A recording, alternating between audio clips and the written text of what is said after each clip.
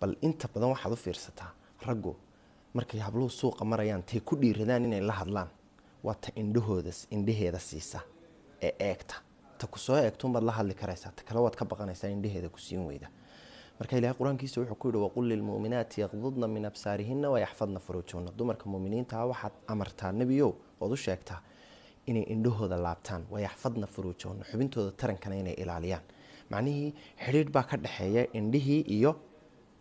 xumaantii kale axmed shawqi waa kii qasiidadiisa lahaa nadaratun faibtisaamatun fasalaamun fakalaamun famawcidun faliqaa marka hore waa lays eegayaa nadra faibtisaama baa ku xigta in laysu dhoola cadeeyo fasalaamun baa ku xigay in laysa salaamo heb layska waran fakalaamun baa dabeetana ku xigay in la wada sheekaysto famawcidun hadhowna in la ballamo faliqaa dabeetana tala faraha ka baxday